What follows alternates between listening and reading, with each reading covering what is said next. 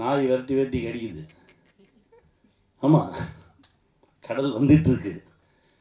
ஒரு 4 மாதத்துக்கு முன்னாடி பார்த்த பீச் ரிசார்ட் இப்போ இல்லை, என்னென்னா உள்ளே போயிடுச்சுன்றாங்க. இன்னொரு 20 ஆண்டுகள் 25 ஆண்டுகள் கழித்து சென்னையில் பாதி இருக்காதுன்றாங்க. மனிதனே வந்து நிறைய காசு வச்சுருக்கான், ஆனால் அவனுக்கு படுத்தா தூக்கம் வர மாட்டேங்குது. பரிதாபமாக இருக்காங்க. காசு பணம் இது யாரையுமே காப்பாற்றாது. இந்த மாதிரி ஒரு சக்தி தான் காப்பாற்றும். திடீர்னு ஒரு நாள் இப்போ எழில் அண்ணன் சொன்ன மாதிரி ஒரு மாதிரி குழப்பமாக இருந்தது. நான் எப்போவுமே ஒரு 5-6 வேலை பார்ப்பேன் ஒரே டைமில். இங்கே ஒரு ஒர்க் பண்ணிகிட்டு இருப்பேன், அடுத்து வேறு ஒரு வேலையை பார்ப்பேன். அப்படி எல்லாமே நடந்துகிட்டே இருக்கும், ஆனால் சரியாக நடக்கும். ஒரு ஓராண்டுக்கு முன்னாடி இதே 5-6 வேலை தான் பார்க்குறேன், ஆனால் தப்பு தப்பாக பார்க்குறேன். ஒரே குழப்பமாக இருந்தது. அப்போது திரும்ப ஐயா லெனின் அவர்கள் வந்தார்கள்.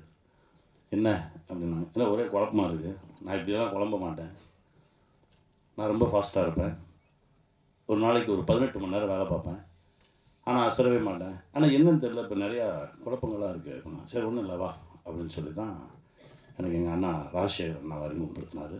ஐயா பாலாஜாவை, அம்மா ஜெயந்தி அம்மா, சகோதரி விஜி, இவங்க எல்லாத்தையும் அறிமுகப்படுத்தி எனக்கு ஒரு 7 நாள் கிளாஸ் நான் மனவளக்கலை கற்றுக்கிட்டேன். ரொம்ப ரொம்ப மகிழ்ச்சியாக இருந்தது. என் கூட 7 நாள் அவரும் இருந்தார், லெனின் சார் இருந்தார்.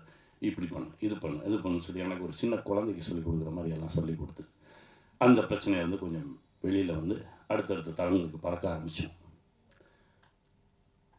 இப்போது ஒரு 3 நாள் முன்னாடி தான் அந்த இன்விடேஷன் வந்தது. நான் எங்கேயோ இருந்தேன், ஆனால் என்னமோ தெரில, வரணும்னு நினச்சேன், வந்துட்டேன், அவ்வளோதான்.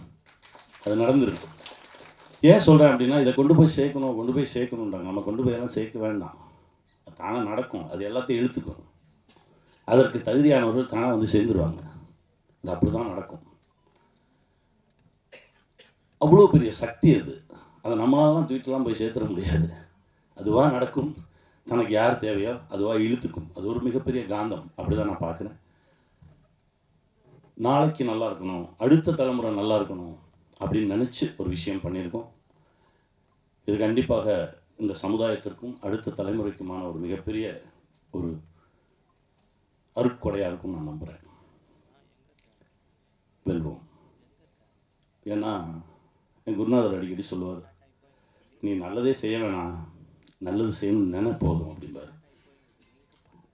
அதுவே நம்மளை ரொம்ப சரியாக்கும்னு சொல்லுவார். அந்த மாதிரி ஒரு பெரிய தளத்தில் தான் இப்போ நம்ம நிற்கிறோம். இவ்வளோ நல்ல பேர் நல்லவங்கெல்லாம் சேர்ந்துருக்கோம். இது கண்டிப்பாக ஒரு மிகப்பெரிய இடத்தை நோக்கி பயணிக்கும். இன்னும் பல லட்சம் இல்லை, கோடிக்கணக்கான பேர், தமிழர்கள் மட்டுமில்லை, இந்த உலகம் முழுவதும்